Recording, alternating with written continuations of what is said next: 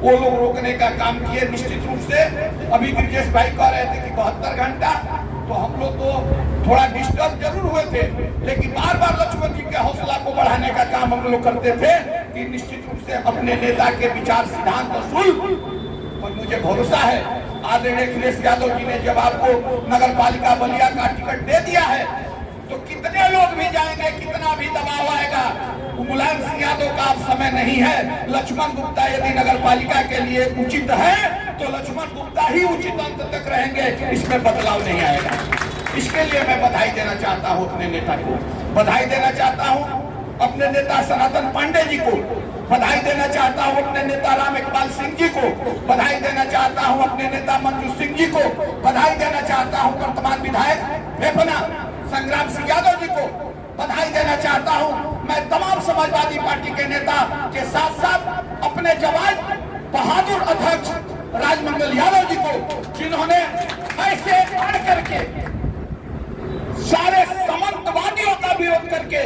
Samajwadi party को तोड़ने वाले लोगों का विरोध करके, कि समाजवादी पार्टी का जब संदेश करता है कि सारे लोग एक है तो कुछ लोग जो तोड़ना चाहते हैं उन लोगों का मुंह तोड़ जवाब देने का काम जो राजमंगल यादव ने किया है, उसके लिए मैं बार बार बधाई देता हूं।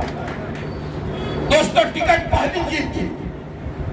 टिकट लक्ष्मण गुप्ता चुनाव नहीं हारे थे 17 में, टिकट छीन लिया गया था। लक्ष्मण गुप्ता पिछले बार चुनाव हारे होते तो कहा जाता कि इनकी लोकप्रियता कम है,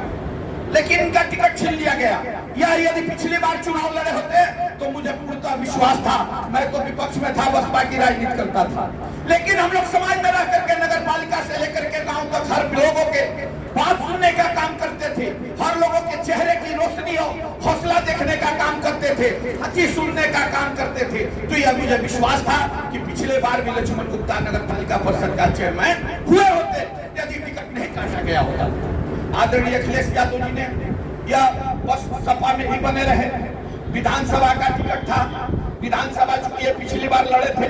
और लोग भी अपनी अपनी आजमाइश करते थे, हम लोग भी अपने भाग्य का आजमाइश करने का काम करते थे।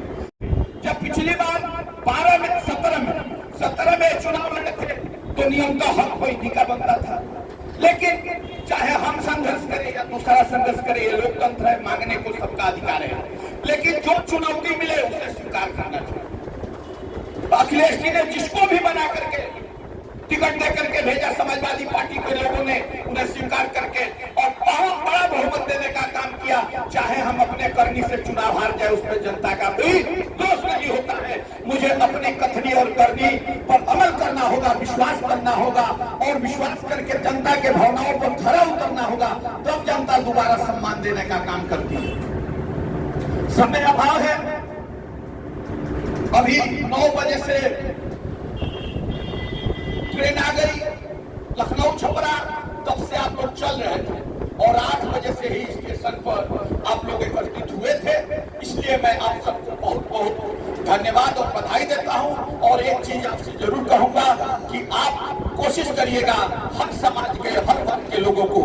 यह जीत समाजवादी पार्टी के साथ साथ बलिया में रहने वाले शांति प्रिय लोगों की लड़ाई है, बलिया में रहने वाले विकास से जुड़े हुए लोगों की लड़ाई है, बलिया में रहने वाले विद्यार्थियों और किसान व्यापारियों ठेला खोचा वालों की लड़ाई है। तो शांति ढंग से आपका एक वोट भी घटे ना और बटे ना। जब तक समाजवादी पार्टी के प्रत्याशी लक्ष्मण गुप्ता को विजय न दिला दे तब तक आप लोग चैन से बैठने का काम नहीं करेगा, क्योंकि हमारी लड़ाई बहुत बड़े छलियों से है, बहुत बड़े देशद्रोहियों से है, देश को तोड़ने वालों से है, जो समाज में जात और धर्म की बात बतिया करके देश को खंडित करने का काम करते हैं। ऐसे लोगों से हमारी लड़ाई है। तो हम सबका भी परम कर्तव्य बनता है, जैसे हम सब के नेता